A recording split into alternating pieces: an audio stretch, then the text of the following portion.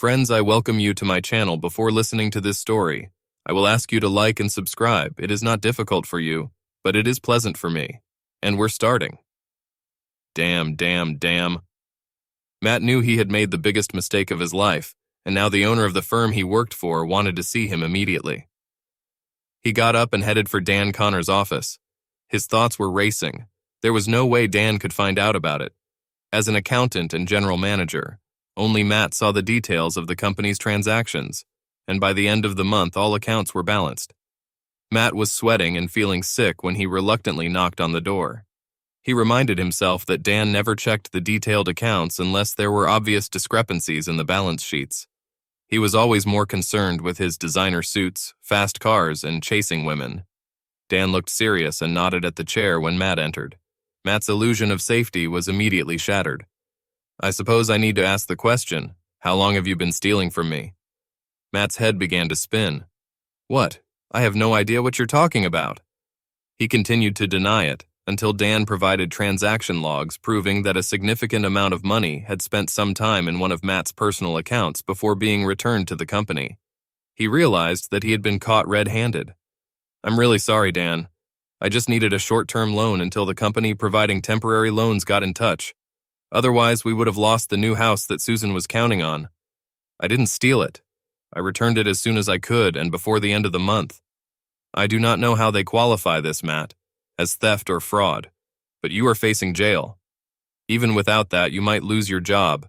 I can't trust you after that. Please give me a chance. It was a moment of madness. I've been working for the company for almost 20 years, and I've never thought of doing anything like this before, and I won't do it again.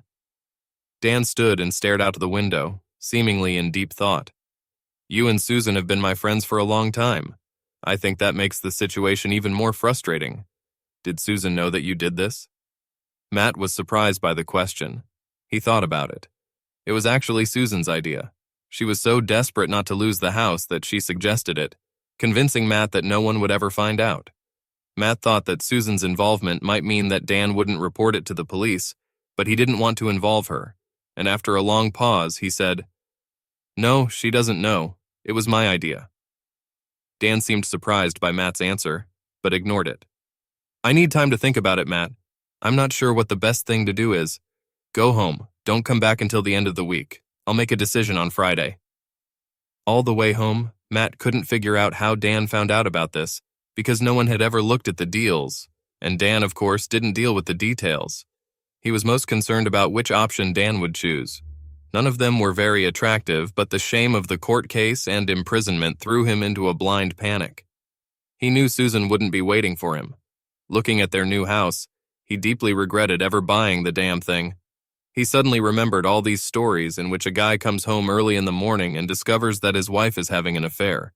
Wouldn't that be the end of a perfect day?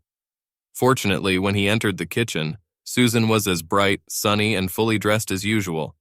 He was struck by her beauty again. She was barely 40 years old. Her long, curly brown hair was coiffed and lay over deep brown eyes. He liked her figure better, which had a few curves and a lot more cleavage than when they first got married. Most of all, he liked her smile, which he was going to put away for the foreseeable future. Matt told Susan about his conversation with Dan and what evidence he had. Susan replied, Oh my God, darling. I'm so sorry. It's all my fault. It was my idea and all for this stupid house. Matt shrugged his shoulders. I told Dan that you don't know anything. It's pointless to get us both into trouble. Susan, maybe if I talk to him and ask. Matt thought about it and suggested they just wait. He knew it would be the longest 3 days of his life. They might try to beg if Dan chose the option of destruction. He wondered what he would have done in Dan's place. They were friends outside of work. They often met and attended parties together. Maybe this gave him a small chance. Dan sent a text message saying that he would come to their house at 7 p.m. on Friday. Both Matt and Susan were sick with anticipation. Dan's Aston Martin drove up to the house on time. A man who has everything, Matt reflected. Good looks, money, the ability to charm, and now the ability to destroy him. He let Dan go ahead, a few strained greetings, and Susan, as usual, offered him a beer. Before he could say anything, Matt joined in the conversation. I just want to say that I'm really sorry, Dan. I have let you and myself down a lot. I understand that I have put myself in a desperate position, and I will cope with any decision you make."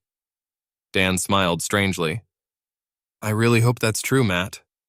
The silence that followed dragged on, becoming unbearable before Dan finally continued. "You know, I'm a little jealous of you, Matt. Your relationship with Susan, I miss that in my life." Matt was surprised. He always thought that Dan had everything, including an endless string of hot girlfriends. Perhaps approaching the age of 30, he was going to settle down. "So given that, I have a suggestion that neither of you will like. But this is the only scenario in which you can avoid jail time, Matt. And remember that there is a risk for Susan as well, since the account was shared and used to secure a house in both your names. I also know that you wouldn't have done it without her consent." Matt panicked at the thought of Susan being held accountable. He had no idea what that sentence might involve. Dan took a slow, long breath. "It's not easy to say, but my suggestion is that I spend time with Susan." There was a stunning silence. Dan continued, "No police, no court cases or jail. You stay at work, you stay together. But I'll be spending every Friday night with her." "You can't be serious," Matt whispered. Dan, "I'm absolutely serious. I've wanted Susan all these years, and this is an opportunity that I just can't resist." Susan, "There has to be another option. We can pay more, whatever, but..." Dan, "That's my only suggestion. I was told that I look good. I hope it's not too heavy a burden for you. Maybe when everything settles down, the agreement won't be too uncomfortable for either of us." Susan, "We need time to think about it. We can't solve something like this quickly." Matt turned his head. "You can't think about agreeing to this, baby. Are you crazy?" Susan, "I don't see any alternatives, dear, and we've been trying to come up with them all week." Matt growled at Dan. "You pathetic little scum, this is a sick idea." Dan smiled back. "Maybe so, Matt, but I'm not a thief, but you are." Dan turned to Susan. "If we're doing this, we need to start right now. You don't have time to figure out how to get out." After 15 minutes of shouting and accusations, Dan stood up. "It's time to decide. I either go to the car or go upstairs with Susan." He smiled and held out his hand to Susan. After some hesitation, Susan took it. Matt was literally stunned and abruptly sat back down in his chair. Susan, "Matt, we have no alternative. Everything will be fine." Then she led Dan through the living room and up the stairs. Time seemed to have stopped for Matt. There was silence in the room. Did this conversation really just happen? His thoughts jumped to what was happening upstairs. He could hear them moving, a muffled conversation, and then the distinct sound of someone sitting on the bed. Long minutes passed in silence. Then he heard the first creak of the bed, the unmistakable sound of two people starting to make love. The movements and sounds continued. Then the creaking became regular, and in combination with muffled moans, it became faster and louder. There seemed to be no end to it, and Matt thought that maybe he was going crazy.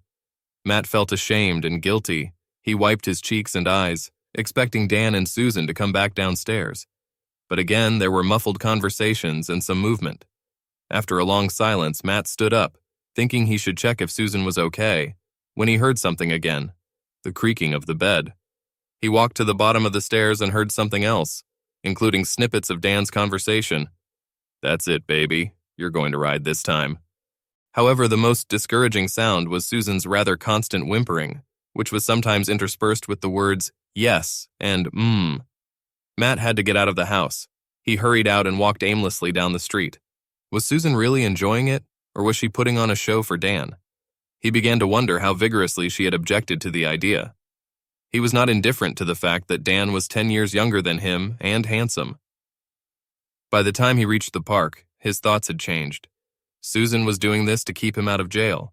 He needed to go back to the house and make sure as much as possible that she was okay.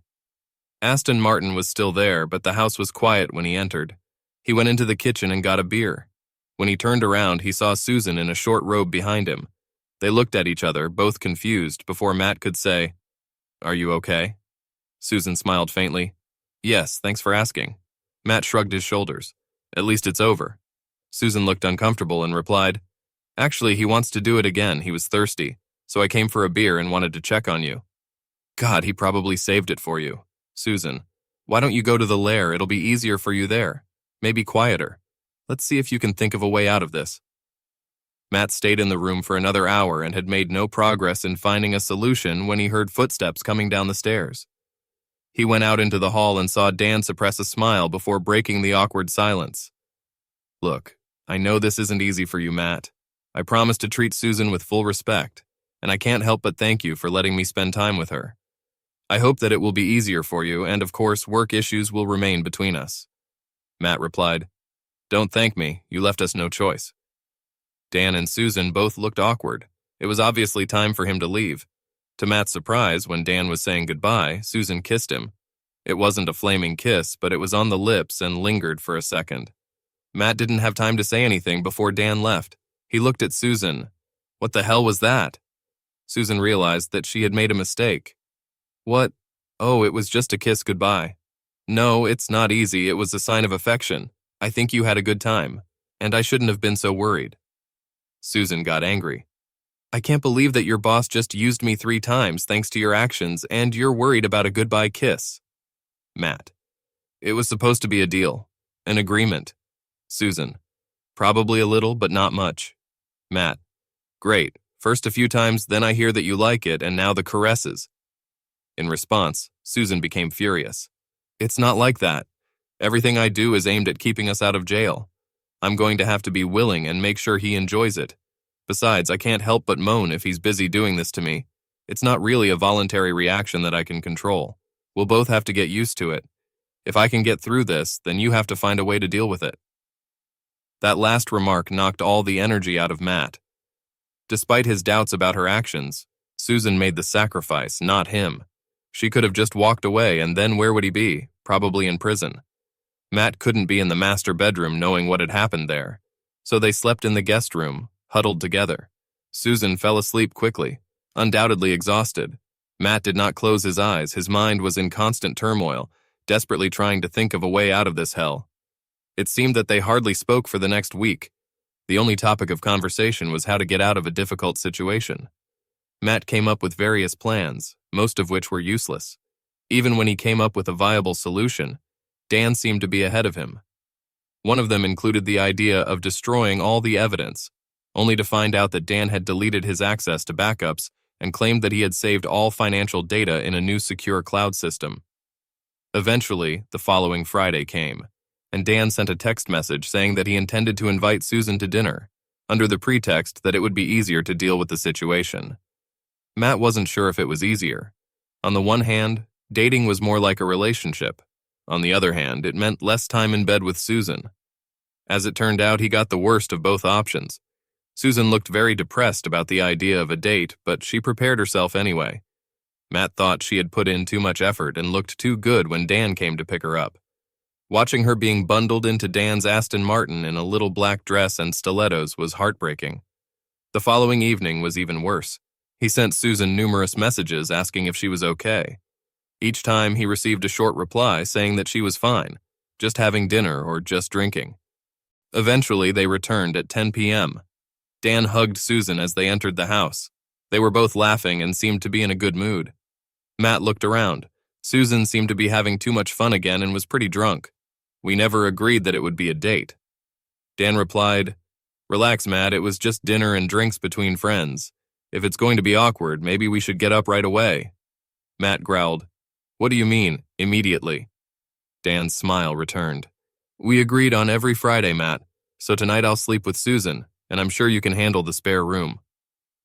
Drunk or not, Susan recognized the tension. Thinking that Matt was going to attack Dan, she led him into the kitchen, whispering, It's going to be okay, darling. I'll deal with him quickly, and then I'll pretend to be drunk and go to bed. Remember, we have no choice. Matt left, feeling an overwhelming sense of powerlessness. He could hear them going upstairs, Susan giggling, which he hoped was a sham for Dan, but he couldn't help but wonder if it was a sham for Dan or for him. Exhausted, Matt finally went to sleep in the spare room. Every time he woke up, he would hear the creaking of the bed in the bedroom, so much so that he would quickly feel taken apart. When he came downstairs in the morning, Dan was already sitting at the table, and Susan was cooking breakfast. He had had enough. Fuck off, Dan, it's not Friday and your time is up. Susan began by saying, There's no need for that, Matt. We can be polite, just... Matt interrupted. You have 10 seconds to get out of my house. Dan looked like he was going to argue, but got up to leave. And as he walked out the door, he reminded Matt, Don't forget what you can get out of this, Matt. Matt turned to Susan. Make him breakfast, really. You must be joking. Why don't you just move in with him? You're more his wife now than mine." He ran out before she could think of an answer. On the third Friday, Dan suggested that they spend the night at the hotel to avoid further confrontation with Matt. Susan left at 6 p.m. dressed as usual, which she thought would be easier for Matt. According to the plan, she was supposed to change her clothes in the hotel room, and Dan was supposed to meet her at the restaurant. She was a little overwhelmed by the luxury of the hotel. Her casual clothes did not match the surroundings. She took the key to the pre-booked room and, upon entering it, discovered that it was a suite. There were flowers on the table and 2 gift-wrapped boxes on the bed. Opening a large box, she found a very expensive and glamorous full-length silver satin dress with a neckline and a thigh-high slit. The second box contained a red satin corset, matching thong and luxurious black stockings with seams. She hesitated but decided that there was nothing wrong with trying them on. Surprisingly, they all fit perfectly, and she had to admit that she felt very good in them. She decided not to take them off and went down to the restaurant. Dan greeted her with his mouth agape at how amazing Susan looked. The dinner and wine that followed were exquisite. The atmosphere was very tense, knowing what was coming next. In Dan's company, Susan felt more relaxed and decided to agree to the whole scenario rather than fight against it. When they returned to the room, the way Dan slowly undressed her, being very sensual, she enjoyed his reaction to her underwear. His hands slid all over her body. She liked how the corset emphasized her breasts and hips, and the stockings seemed so luxurious and exquisitely silky. She had to admit that Dan was an attentive and caring lover, with an element of confidence and danger that she had never encountered with her husband. She explained to Dan that she couldn't risk taking a dress or underwear home. Dan agreed to keep them at his home for Susan's future use. Susan sighed, remembering that this would be a long-term arrangement. Her emotions were in turmoil. She wasn't sure how she felt about what was happening. There was a lot of guilt, of course, but she couldn't deny the feeling of excitement and satisfaction. Matt lay awake most of Friday night, and by 10 a.m. on Saturday, Susan had not returned, and this was again beyond the scope of the agreement. He doubted Dan would resist taking Susan again this morning, and he wasn't sure she'd even try to avoid it. No matter how hard he tried to resist, he was losing trust in Susan, and if that happened, it could mean the end of his marriage. He had never felt so far away from Susan and so alone. Susan. That kiss was such a bad move. It upset Matt more than anything else. And then breakfast for Dan. What was I thinking? In fact, she was starting to think that the whole thing was a terrible idea. From her point of view, the time spent with Dan was easier than she thought. He was a respected, handsome, and exciting man. Money and cars certainly helped. She always aspired to better things. It was a constant struggle not to scream, and not to ask for more. She hoped that Matt would get used to what was happening and come to his senses, but 3 weeks had passed and he remained sullen.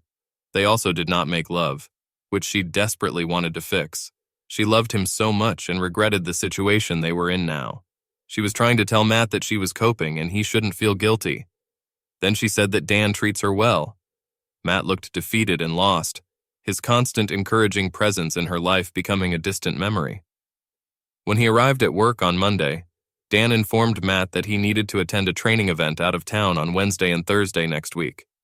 Matt was immediately wary, but given his precarious position at work, he had no choice but to agree. "Well, I can do it, but it doesn't affect our personal relationship. You can't come when I'm not at home." Dan replied, "Of course not." When he reported this to Susan that evening, she didn't look surprised or worried. The courses weren't common, but they happened once or twice a year. It just seemed too convenient to Matt. He went to the kitchen. His intention to plan a way out of his predicament had lost the battle against the blinding headache. As he was returning up the stairs to find painkillers, he heard Susan talking on the phone, catching her part of the conversation. He wondered who she was talking to and listened to her part of the conversation. "What are you doing, sending Matt on a trip?" "No, this is a bad idea. Nothing is working out for us, and your arrival will only make the situation worse." "No, he hasn't thought of anything yet. It looks like he's given up and resigned himself." "I thought it wasn't going to be like that. He's devastated." "You know, I like that we spend time together." "I know it was my idea, but I didn't expect him to be so upset. It was supposed to be a safe alternative to our romance, without the risk of being discovered. I didn't expect all this. I helped you with kisses and breakfast, and meanwhile you were acting like an arrogant asshole," grinning in his face. Well, you can come during his trip, but then I think we'll need to cut it all down and be more restrained, and maybe even stop. If you offer to end this agreement because you see how it affects Matt, then you'll be a good guy, and we can get back to normal. Maybe if you're careful, we could meet up sometimes. We'll talk later, but I really need to get on with Matt. I still love him. Matt staggered down the stairs, feeling as if he'd been punched in the guts. He had indeed just heard all this. He could not comprehend all the consequences. No wonder Dan seemed to anticipate all his plans. Susan had told him so in advance. And anyway, it was her idea. She suggested it and convinced Matt to borrow money against his better judgment. It also explained how Dan discovered the discrepancy in the first place. It was so hidden that, in his opinion, even an audit could not find it. If he was not married to a saint, which prevented him from going to prison, then in fact he was married to a deceitful and insidious bitch. Thoughts of revenge and violence flashed through his mind. Everything was piling on top of him. He knew he had to calm down and think rationally.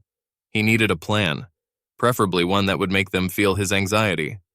Matt avoided Susan for the rest of the night and the next morning. When he saw Susan on Tuesday night, he did not mention the overheard call, but said he had heard Dan bragging at work that he had got some top-notch girl.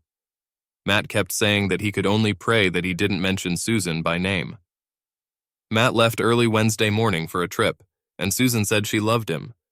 He smiled briefly and pretended to be distracted, checking the schedule on his phone as he set off. Dan came to Susan on Wednesday morning. She immediately asked about the bragging, but Dan denied everything, accusing Matt of inflating everything. Susan didn't know who to believe. She didn't see any reason why Matt would make it up. But maybe Dan was less circumspect than she thought, which would be problematic. In between making love, they discussed the situation and what they could do about it. Susan lacked the emotional connection she had with Matt. What she had with Dan was purely making love. Before leaving on Thursday afternoon, Dan convinced Susan to continue their romance, but Susan made it clear that this would be the last time until things got better between her and Matt. After leaving the house, Dan stopped, unable to believe what he was looking at. There was a large kitchen knife on the shiny hood of his Aston Martin. He looked around, but there was no one. All 4 tires were also cut. He returned to the house and told Susan. They both started to panic. Matt could have come home earlier, which he knew. It had to be him, unless it was children or someone envious of a flashy car. This was not the first case of vandalism. Susan called Matt, asked how the course went. He casually confirmed that everything was boring, that he did not need to be there, and he had already started to get ready to go home. He spoke calmly and did not ask about Dan. Susan said she couldn't wait to meet him and ended the conversation. She recounted the conversation to Dan, saying he didn't look upset. Maybe it was just the kids. Anyway, they had to tow the car before Matt got home, which led to several frantic calls and expensive payments. Everything seemed normal when Matt returned Thursday night. Susan tiptoed around him, pretending to be an obedient wife. The surprise was Dan's message, in which he confirmed that he wanted to come on Friday, but only to discuss the situation. Susan smiled, thinking that Dan was going to put an end to everything. Maybe the car had scared him so much that he would stop everything. On Friday morning, Matt went to work as usual. At 11 a.m., he called Susan from work in a panic-stricken voice, saying that she needed to see something. Matt explained that he had just received the video clip via their personal email and she needed to see it. Susan opened their email on her phone, found the message, and opened the video clip. The video quality was poor and lasted only 20 seconds. The sender was an anonymous address. Matt: "Oh my God, is this our bedroom? It's hard to say, but it looks sunny. It looks like the middle of the day, so I'm not sure when it might be." Susan knew exactly when it was. She clearly remembered Dan beating her on all 4s like that on Wednesday, but she answered, "I'm not sure, maybe it was edited and they messed up the light." Matt: "It's you, isn't it? You seem to like it." Susan ignored this comment. She had more important concerns, and she could explain her enthusiasm to Matt later as part of an introduction to Dan. Matt continued, "What Dan is playing is something he wanted to discuss tonight. Is this just another form of torture? You didn't blurt it out or threaten him?" Susan immediately began to deny this, but then remembered that she had told Dan about her intention to end the relationship. Perhaps he reacted badly and intended to use the video to continue the relationship. He should have installed a video camera at some point. He had enough opportunities to do this for 2 days. Matt said Dan wasn't at work, so he couldn't ask him. Susan desperately wanted to get in touch with him and still hoped to discuss their activities in the previous few days. At that moment, Susan's phone rang with the message, "Call me urgently." It was her sister Diana. She told Matt she'd better answer, hoping it would give her time to think. She ended the conversation with Matt and called Diana, but was met with a barrage of questions and curses. When Diana finally caught her breath, Susan managed to find out that her sister had received the same video clip. Her phone kept beeping from calls that most of her close friends and even her mom were trying to make. Oh my God, did they all get this clip? It was an absolute disaster. There was no way Matt could do this to me. It had to be Dan. Susan was furious. She repeatedly tried to call Dan but couldn't get an answer. The reason she couldn't get in touch with Dan was because Matt had taken his phone at work when he was in a meeting. He threw the battery in the trash and kept the handset and SIM card for himself. He also left an envelope on Dan's desk, then called Susan about the video and quietly left work. Back at home, Matt enjoyed watching his wife upset and confused by what was happening. She was upset that her mom saw the video and all her family and friends would think she was having an affair. Matt played along with her, making various useless suggestions on how to limit the damage and adding his own doubts about when the video could have been shot. Susan still hadn't confessed to Dan's midweek visit.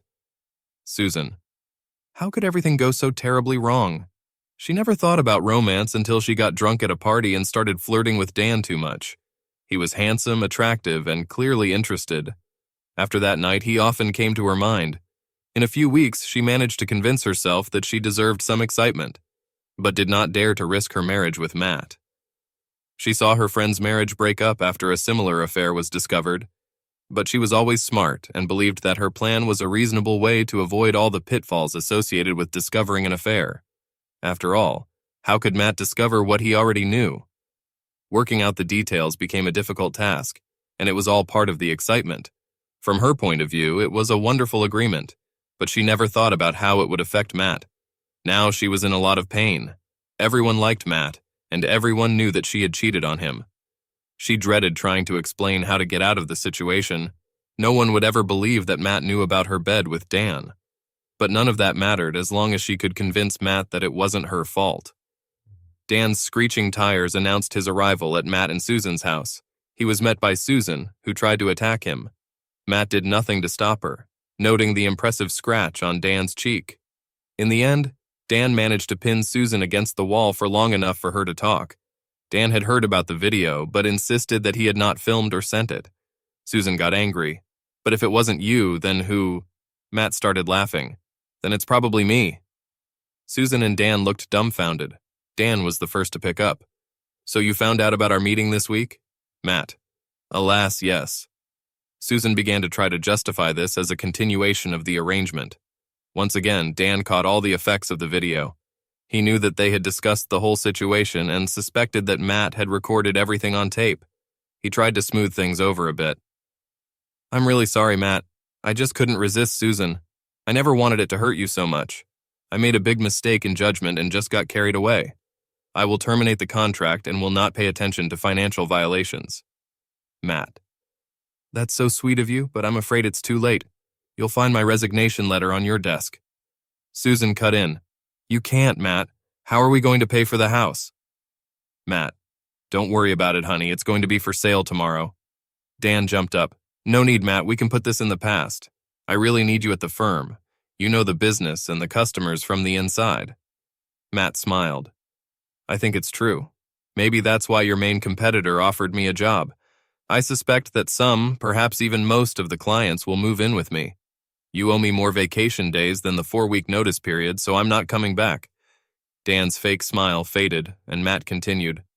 I suspect some employees will leave too. I told them I was leaving, and most of them don't seem to think you have what it takes to keep the company going. Dan supported. You need to think this through, Matt. You could still go to jail. Matt. Oh, I don't think so. Unless you want to involve your mistress in this. She got half the benefit from the fraud. Anyway, you committed blackmail, and thanks to your little attempt here, I have this confession on video. It's amazing what kind of electronic devices you can buy these days. The record is with my lawyer.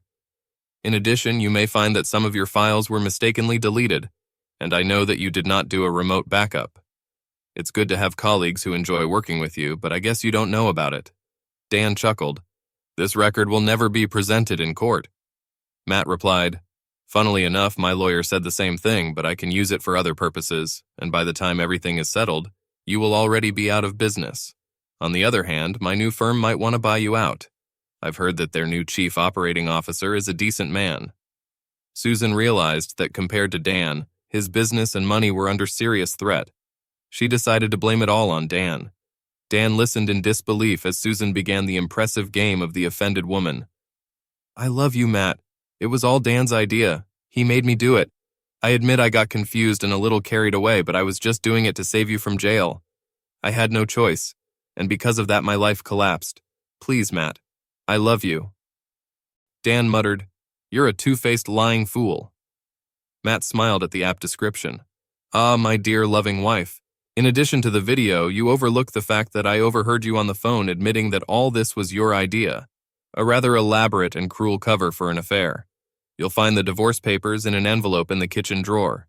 You're leaving tonight and you have to agree to the terms of the divorce. Otherwise, all these video clips may end up with relatives and friends. I'm sure your mom will be happy to hear that you're not only a cheating fool, but also the extent to which you've been scheming and blackmailing. Susan burst into tears and fell to the floor. Matt looked at Dan. Do you want to take her with you? Dan. No way, she's more trouble than she's worth. Matt. Well, I agree with that. Dan. It's not over yet, Matt. Matt. It's true. At that moment, Matt swung at Dan, and he wasn't sure who was more surprised when his fist smashed into Dan's jaw, knocking him to the ground. It's over now. The epilogue. Matt listened to the recording several times. Most of it was excruciating, but he liked the part where Dan and Susan were worried if he'd found out and gone crazy. The knife in the hood was wonderfully melodramatic, and he smiled for the first time in weeks. Matt actually got a new job with Dan's competitor, followed by clients and employees. Dan held on with all his might, but in the end he had to put his company into administration, and there were rumors of his personal bankruptcy. Soon after, he moved out of the area. Susan stayed in a small apartment with the money from the sale of the house, but without any other income from Matt. As a result, with no qualifications or experience, she worked 2 temporary jobs as a housekeeper and a waitress. Her former friends shunned her, and she hardly spoke to her mother and sister. Salary increases and bonuses allowed Matt to switch to a 3-day work week and find time for sports and outdoor activities, which he neglected in his marriage. He didn't realize how much Susan had influenced his decisions, including buying a big house and filling it with stuff, but he wasted no time in selling it. He continued to communicate with Susan's mother and sister, Diana in particular, constantly apologized for her sister's betrayal, assuring that she would never repeat her mistake. Matt wondered exactly what she meant, thinking it would be fun to find out at some point, especially since Susan would be furious.